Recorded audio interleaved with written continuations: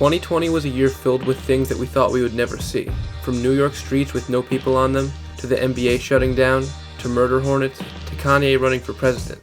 But perhaps the one thing that happened that I thought I would never ever see is that Jay Electronica finally released an album.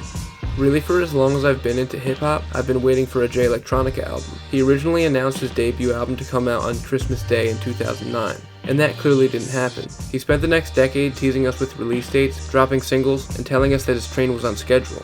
This happened over and over, to the point that it seemed like hip-hop sort of gave up hope.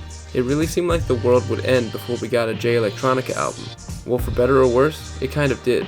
On February 7th, 2020, Jay Electronica made an announcement, a written testimony, recorded over 40 days and 40 nights, starting from December 26th, releasing in 40 days. And when those 40 days were up, it brought us right into the craziest week in modern history, right after Tom Hanks caught COVID and the entire world shut down.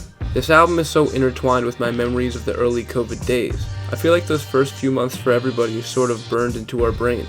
Whether it was Tiger King or TikTok, whatever you were into at that time sort of colored how you think back on the pandemic. And for me, it was Jay Electronica's A Written Testimony, an album by one of my favorite artists ever, dropped right when I was trapped in my house, with really nothing to do besides listen to it over and over and over. I know a lot of die-hard Jay Elect fans were frustrated with this project. After over a decade of waiting, the product that we finally got was just 10 songs, one of which being an intro, one of which being a song originally released in 2010, and most of the songs featuring Jay-Z, making it not quite the epic Jay Electronica solo album that everyone was hoping for. And while I understand the frustrations that those people are feeling, that stuff doesn't matter. This is an incredible album. At just under 40 minutes, this album has a brevity to it that's often missing in hip-hop. It really feels like a speech, or perhaps more fitting, a testimony from Jay Electronica, giving the people not what they thought they wanted, but what Jay needed to show the world. The opening track is a clip from a speech from Minister Louis Farrakhan, who Jay has often cited and sampled in his music. One line here that always hits me is when he says, like any good lawyer in a courtroom, he tells you what he's going to prove, and then he goes ahead and proves it, and lets the jury make the decision. This feels like Jay Elect telling us that he's about to prove what he and his fans have been telling us over the years, that he's one of the best to ever do it. The Ghost of Soulja Slim is the next track, and honors the late great Soulja Slim, a legend hailing from the infamous Magnolia Projects in New Orleans, just like Jay. This track is an incredible opener, continuing with the Farrakhan speech, leading right into a Jay-Z verse that acts as a sort of opener for what we're all about to hear. Jay Electronica opens his verse saying, "If it comes to me and Hove, consider it Quran. If it comes from any of those, consider it haram." This lets us know that not only is this project really acting as a joint album along with Jay-Z, but it also provides the framework for what Jay will be talking about on this project. He is literally comparing his words to the Quran, showing that it's of utmost importance to him. This track was produced by Jay Elect, and he doesn't get nearly enough credit as a producer. This track has accordion samples, string samples, guitar samples, and more, all blending to make an epic soundscape for an album that, as the opener suggests, is an overwhelming event.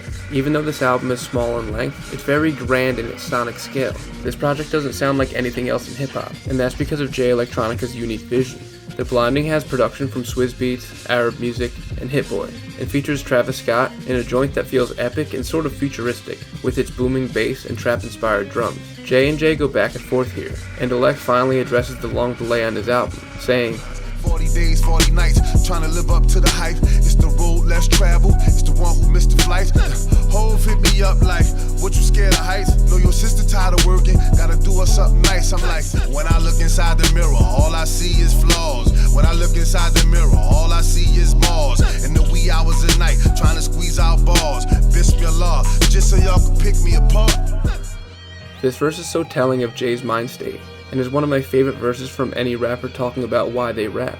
He's rapping about the constant struggle between his own self-consciousness and his art, and releasing music to help his family, referencing his sister Fallon and his daughter Mars. He starts off by saying that Hove asked him if he's scared of heights, and he ends off the verse admitting that he's afraid. When he says, "When I look into the mirror, all I see is flaws. When I look into the mirror, all I see is Mars. In the wee hours of night, trying to squeeze out bars, just so y'all could pick me apart." That's one of the most heartbreaking lines I've ever heard. You can feel that Jay is constantly struggling with getting over his own insecurities so that he could provide for his family. And that's vulnerability that I rarely see from rappers, especially MCs of this caliber.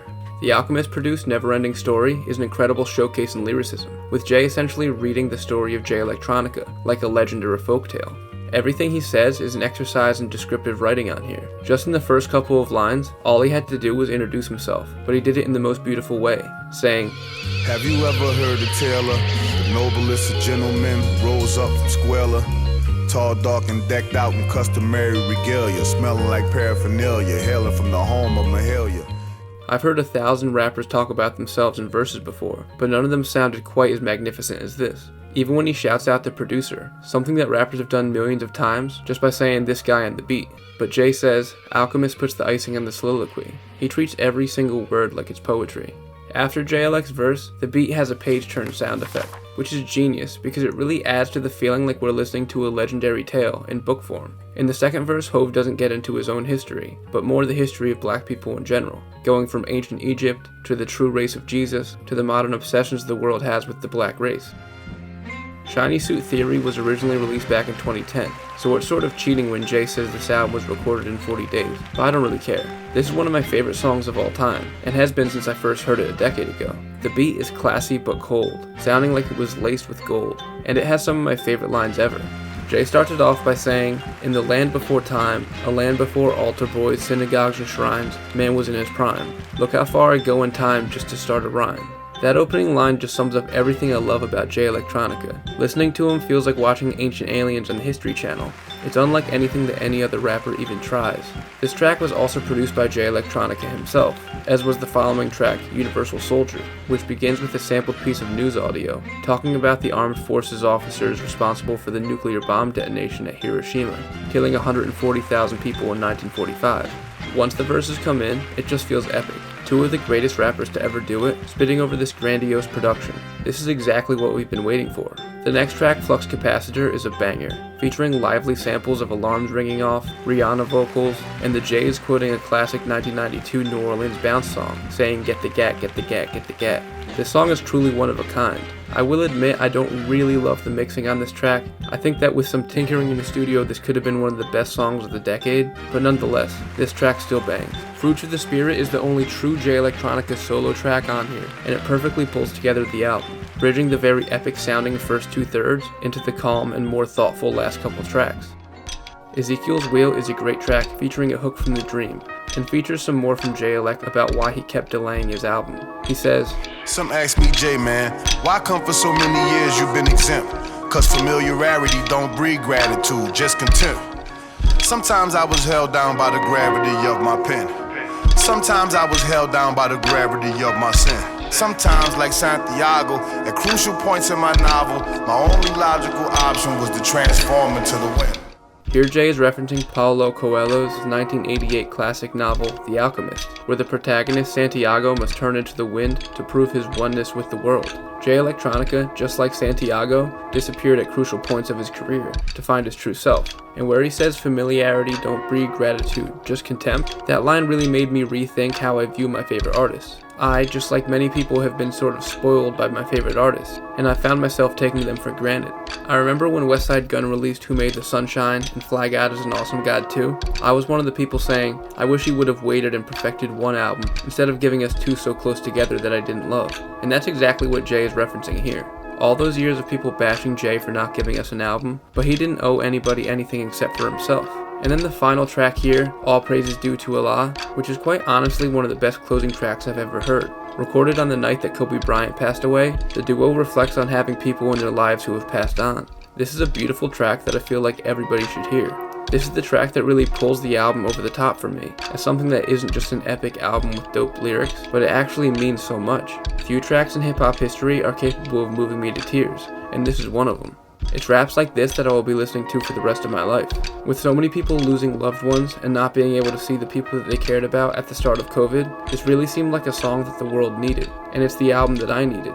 At just 40 minutes, this album has no filler. While yes, I would have loved to get more music, but later in 2020, Jay Electronica released his long-awaited album, Act 2, Patents of Nobility. So 2020 ended up being the year that we got more Jay Electronica music than ever before. After waiting 10 years to finally get an album, and then getting 2 in 1 year, that kind of whet my appetite. It sort of became ingrained in my hip-hop fandom that I'm just always in a constant state of waiting for a Jay Electronica album. So now 2 years since the release of Written Testimony, and I can't wait to hear what he brings us next, even if I have to wait another decade. But hopefully it doesn't bring another pandemic along with it. Thanks for watching, everybody. Let me know down in the comments, what did you think of this album? I know it was pretty divisive among fans. If you enjoyed the video and want to leave a like and subscribe to the channel, that is always appreciated. Make sure to share the channel with your friends if you have any other hip-hop heads in your life.